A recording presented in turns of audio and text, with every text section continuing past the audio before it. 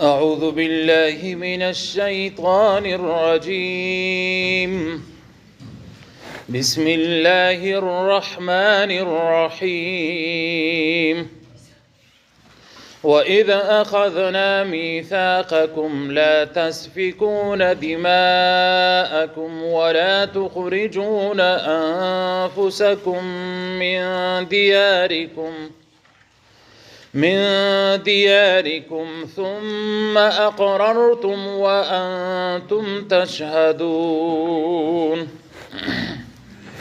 وإذ أخذنا أو هركل چواغستل منغا ميثاقكم وعدستاسنا لا تسفكون دماءكم چنبتو يويني ستاسو ولا تخرجون أنفسكم أو نبو باسي زانون أخفل من دياركم دكورون استاسنا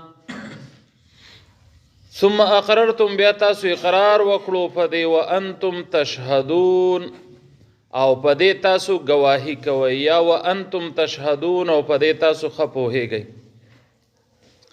واذ اخذنا ميثاقكم هر کله چې واغستل مونږ تاسو نه وعده مضبوطه ده. میثاق مضبوطی وعده ته وای. نه الله رب العالمین وس يهود ته بل خبره کوي چې تاسو نه مونږ وعده پدې خبره کله کاغستی و چې پاغي کې سو خبرې دي چې یو بین نه تو یو وي دی بل دا چې یو بل بد کورونه نه وباسي او په دې خبره باندې تاسو اقرار هم کړو. نو په دې کې اشاره ده د مدینه منوره حالات ته. مدینه منوره کې د يهودو درې قبایل آبادو، پاغي کې بنو نذیر او بنو قریظه او دغه شان بنو قینقاع. نو دا بنو نذیر او بنو قریظه چې دینو دوی په خپلو کې دشمنی او مخالفتو او دا بنو قینقاع چې ونو دوی بیا حلیفان او ملګری وو د بنو نذیر سره. بیا دوی د مدینه منورې چې کم انصار او التاوس او خزرج غټي قبیله وي نو د دوی سره هم دوی بیا ملګرتیا او د یو بل سره په جنگ کې ملګرتیا به کول. نو د اوس او خزرج هم په خپلو کې جنگ را روانو. تقریبا د 40 کالونو دا سلسله را روانه و چې دوی به جنگونه کول او په یو بل به اٹیک کول او سورزل او بندیدله. نو په دې کې بیا د قریظه ملګرتیا چې ونه دا د اوس ول سره وو د نذیر چې دنو دا د خزرج والو سره و.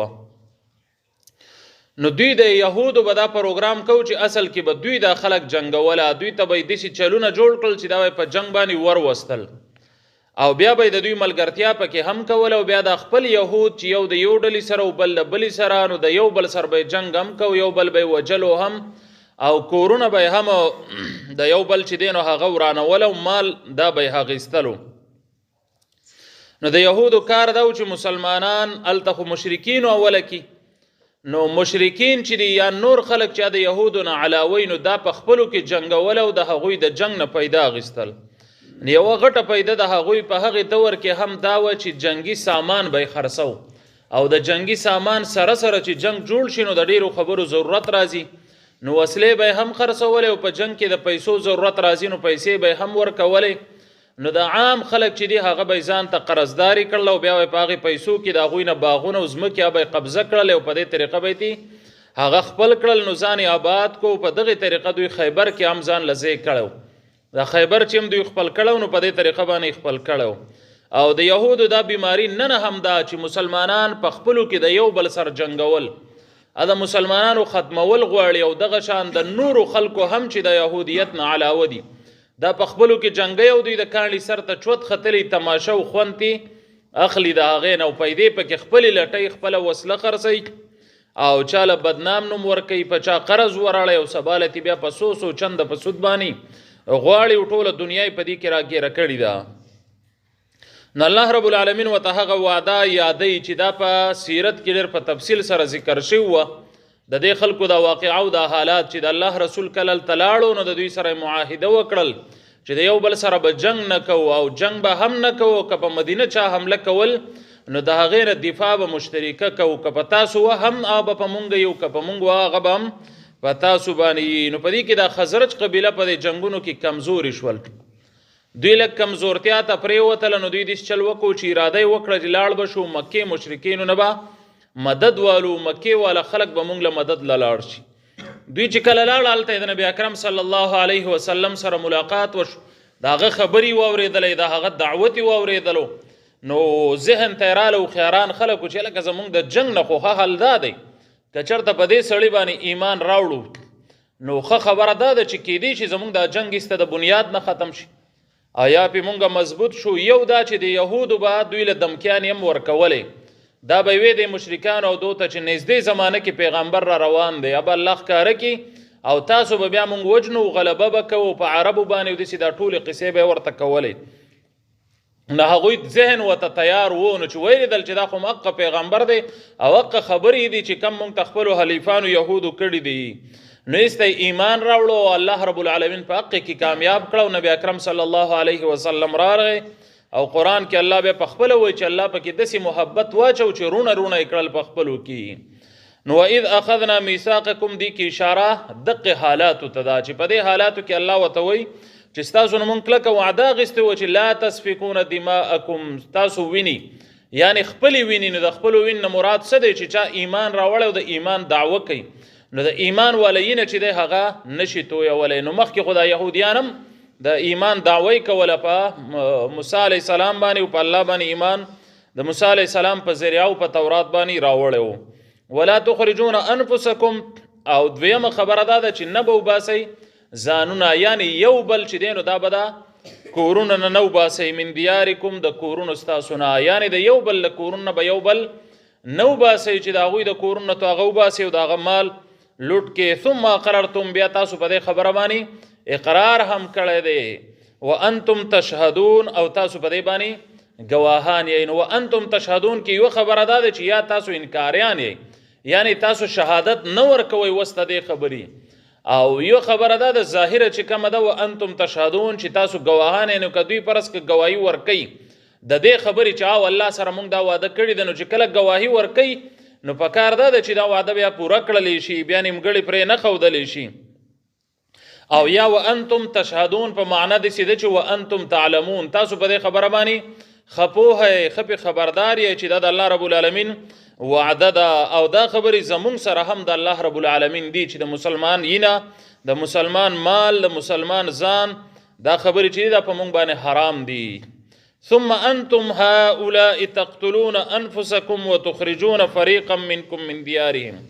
ثم انتم هؤلاء، بیا تاسو هغه خلک یې تقتلون انفسکم چې قتل بم کو د یو بل، تقتلون انفسکم چې یو بل بم وجلو، وتخرجون او استلبم فریقا منکم من دیارهم، ستاسونا یو ډله د کورونو د هغوی نه، تظاهرون علیهم او مدد بم کولو بالاثم فګناه باندې، والعدوان او په زیاتی باندې، وان یاتوکم او کچر را بغلل تاسو ته اسارا قیدیان، تفادوهم نو تاسو فدیه ورکول د هغوی، وهو محرم علیکم، حالان کې حرام په تاسو باندې اخراجهم استل د هغوی. افتؤمنون، آیا تاسو ایمان راوړئ ببعض الکتاب په بعض د کتاب باندې، وتکفرون ببعض او کفر کوئ په بعضی کتاب باندې، فما جزاء فسنه د بدله من يفعل ذلك د هغې کار چې تاسو یې کوئ منکم ستاسو نه، الا خزي مگر شرمندګي ده، فی الحیات الدنیا په ژوند د دنیا کې، و یوم القیامت او په ورځ د آخرت باندې، په ورځ د قیامت باندې، یردون الی اشد العذاب، واپس بکړی شي تاسو سخت عذاب ته، یا یردون الی اشد العذاب، واپس بکړی شي دوی سخت عذاب طرف ته. وما الله او ندی الله بغافل غافلا عما تعملون، پاغسا چې تاسو عمل کوئ. نو الله رب العالمین په دې آیت کې چې د مخکې آیت کې کومه خبره وعده ذکر شول، نو د هغې هغه ماتول او هغه بیانوي چې ګوره تاسو په دې طریقې سره ثم انتم هؤلاء تقتلون انفسکم، چې تاسو هغه بېوقوف او قمقل خلک چې ګوره په دې خبره باندې وعده هم کوئ، په واده باندې تاسو گواهی هم کوئ، تاسو په پوه هم یې، د هغې باوجود تاسو راپاسئ تقتلون انفسکم یو بل وجنئ، یعنی یهودیان خپلو کې یا که مسلمان راولګي او مسلمان وجني. وتخرجون فریقا منکم من دیارهم، او ستاسو نه یوه ډله داسې ده چې هغوی ایستل کوي بلې ډلې له د کورونو د هغوی نه، یعنې یوه ډله راپاسي او بله ډله وجني هم او د کورونو نه هم وباسي. نو دا دواړه لوی ظلم دی چې الله تاسو منې کړی او په دې اقرار کړی دی. تظاهرون علیهم بالاسم والعدوان او تاسو مدد کوي په ګناه باندې او په زیاتی باندې. نو دوی به مدد د چا سره کو؟ د مشرکین سره. مشرکین چې په مدینه کې کم د مخ کې نو د دوی سره به مدد کو د خپل يهودو په وجلو باندې. تظاهر چې دینو دا مدد ته ویل کېږي ځکه چې دا ظهر چې دینو دا ملا ته هم وای، د ملا مضبوطیا ته. او مدد چې هم دینو د چا سره په جنگ کې مدد کول لا دي سی یو د پلان کوم لای مضبوطه کړله. نو تظاهرون مراد څه شی دی؟ مراد تم دغه دی چې تاسو مدد کوئ د هغوی سره بالاسم فګناه کې مدد چې دینو دا منع دی. وروسته به انشاءالله قرآن کریم کې تفصیل هم راشي نور. بیا اسم چې دینو وای دا هغې ګناه ته وای چې د دې جنس حرامي. د دې جنس مراد دا دی چې که لږې کې یا زیاتې کې خدا حرام دی. لکه د هغې مثال لسی دی چې اوس خلک سود کوي او داسې ډېر کمی کوي چې زه دونه نه. سود چې حرام دی نو که لږې کې او که ډېر، یا خلک نشه کوي نو که د نشه کې لږه نشتو کې او که زیاته. خو چې کم څیز نشې له جوړ دی او د نشې دی نو دا لږ او ډېر یو شان حرام دی. داسې نه دی چې ګنې سړی به لږ کوي نو بیا به نه حرام. نو بالاسم اسم هغې ګناه ته وایي چې د دې جنس حرام دی نو که هغه لږ کې او که ډېر کې. یا دویم داسې هم ویلی کېږي چې اسم هغې ګناه ته وایي چې د هغې جنس او ذات دواړه حرام دي. جنس او زیاتی حرام دی. والعدوان او عدوان چې دی نو دا هغې ګناه ته وایي زیاتی په معنا یعنی یو څیز حلال دی خو په هغې کې زیادت کول. لکه وسو الله رب العالمین پیسه او مال او خوراک دا جایز کړی دی او هر سره، خو دا خوراک که زیات شي نو دې ته اسراف وایي چې دا به زیاته بیا کلو وشربو ولا تسرفو، زیادت به نه کې. وس تو خرچه کولی شي خو په خرچه کې به هم داسې زیادت به نه کې. نو که زیادت ته تو ورسې نو دا تو بیا ظلم ګناه او حرامو ته ورسې. نو عدوان چې دی دا هغې ګناه ته وایي چې یو څیز ستا دپاره جایز دی خو ته پکې د هغې خپل حد نه واوړې. لکه چا د سره ظلم کړی څپېړی د نه ایستې ده او د څپېړې په بدل کې تا ایثار کو ځمکې ته دې راچولی او په لتو باندې وهې نه. تا له خو د څپېړې اجازت دی او داسې نه ده چې دوی لس څپېړې ووایې یا یې ځمکې ته راواچې. نو عدوان چې دی دا زیاتې چې زیادت کول په یو کار کې. او اسم چې دی دا هغه ګناه دی چې هغه جنس حرام دی. و ان یاتوکم اسارا تفادوهم. دلته اوس بره یوه خبره بیانوي چې دوی دا عجیبه صفت و چې کله به قیدي د یهودو نه راغی نو په خپلو کې به ویله چانده وکئ، پیسې راټولې کوئ، شا به کوئ.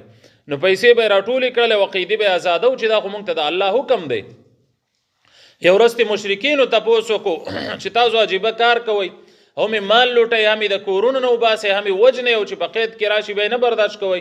نو دوی وویل چې یوه خبره دا ده چې دا بیا هم زموږ رونه دي، یعنې زموږ ملګري دي، یهودیان دي، نو موږ د دوی ذلت نشو برداشت کولی. او دویمه خبره دا ده چې موږ سره په تورات کې دا واده شوي ده چې قیدي کله یهودي راشي نو دا به تاسو څه کوئ؟ دا به وباسئ او دا به په قید کې نه پرېږدئ. نو دا یو کار به یې کولو او په درې حکمونو کې دوه چې دي هغه به یې ماتول چې د قتل او د کورونو د ایستلو پروا به نه کول. نو الله ورته وویل هو محرم علیکم اخراجهم، الان کې حرام دي په تاسو باندې ایستل له هغوی نه. چې په چا ایستل حرام دي چې وباسې به یې نه د کور نه نو د هغه قتل به کم ځای جایز شي؟ قتل خو یې د سره نه دی جایز. نو ځکه یې دا اخراجهم وویل چې قتل خو د دې نه ډېر سخت دی. نو تاسو یې په قتل او په دې کې لګیا یې او بیا یې فدیه ورکوئ. نو افتؤمنون ببعض الكتاب وتکفرون ببعض، آیا تاسو په بعضې کتاب باندې ایمان راوړئ او په بعضې کفر کوئ؟ نو مراد تې څه دی؟ تورات خو دوی ټول منلی، د تورات خو دعوه دا وه چې موږ ټول منلی که نه. نو یوه خبره افتؤمنون د ایمان معنی دلته عمل دی، دلته دې څه مراد دی؟ افتؤمنون ببعض الكتاب، آیا په بعضې کتاب عمل کې او بعضې کتاب پرېږدئ؟ وتکفرون ببعض، د بعضې نه انکار کې. نو یوه خبره دا شول چې معنی څه شی شو؟ عمل. دویمه خبره وتکفرون ببعض بیا څه مقصد شو؟ کفر بیا څه مقصد شو؟ نو مراد دې دا دی چې ګوره کله بعضې اعمال او بعضې ګناهونه دي چې دا انسان کوي نو دې ته کفر عملی وایي، دا عملی کفر دی. حالانکې دی کافر نه دی چې د کافر حکم پې لګي، خو عملی کافر دی. خو که سړی د ایمان ټول اعمال نه کوي نو بیا دی څه دی؟ بیا دی کافر کېږي. خو که بعضې نه کوي نو دا عملی کفر دی. په دې کې زمونږ استادو دپاره هم ډېره د یرې خبره ده چې افتؤمنون ببعض الکتاب وتکفرون ببعض، چې بعضې کتاب منئ او بعضې نه منئ. نو دین خپلې مرضۍ ته اړول نه دي په کار، بلکې چې قرآن منئ نو د قرآن منل دا دی چې دا به عملي کې، داسې نه دی چې اسې به یې منئ او نور به په عمل کې چې دی نو هغه به نه وي. فما جزاء من یفعل ذلک منکم، نو دا دوی چې کم کار کوي الله رب العالمین ورته وسو د دې هغه سزا ورته اورئ چې فما جزاء پس نه د سزا یعنی سزا د دې چې دنو من یفعل ذلک منکم چا چې وکړو دا کار ستاسو نه دا مخکې کم کارونه چې ذکر شو نو د دوی دپاره الا خزي فی الحیات الدنیا فما جزاؤکم موږ ووایو چې نه ده که نه نو الا خزي نه ده مګر ذلت شرمېدل فی الحیات الدنیا په ژوند د دنیا کې والله یهود بیا ډېر زیات وشرمول د مدینې نه ووتل او بیا خیبر ته لاړل او بیا د خیبر نه شام ته لاړل او ټول عمر یې الله په ذلت کړی دی که نن ظاهرا په کرسۍ هم ناست دي خو ډېر په یره دي او د مسلمانانو په غم کې دي او ژوند چې دی نو په هغې کې ورته څه اطمینان نشته دی و یوم القیامة یردون الی شد العذاب او د دنیا خبره صرف نه ده بلکې په قیامت کې به تاسو سخت عذاب ته واپس کولی شئ وما الله بغافل عما تعملون په دې کې اشاره دی خبرې ته ده چې څوک ووایي چې ګنې یهود خو ډېر زیات ظلمونه کوي دا کارونه کوي لکه اوس هغه یو ملحد ویلی دی چې الله پاک څه کوي په دې ټیم کې چې په غزه کې دومره ظلم روان دی وما الله بغافل عما تعملون دا د الله جواب دی چې الله رب العالمین غافل نه دی خو الله خو نیټه ورکړي دی نو په نیټه کې دننه خو ته څه نه وایي که نه په نیټه کې دننه مونږ ته پرېښي چې خپل تپوس وکړي او چې کله د نیټې نه راووتل بیا ورسره د الله رب العالمین کار دی الله رب العالمین پیغمبر ته هم وایي وای پتای ور رسول او په مونږه حساب دی نو حساب به سر بیا الله کوي وم الله بغافل او نه دی الله رب العالمین غافل عما تعملون چې تاسو عمل کوي الله دې عمل کولو توفیق را نصیب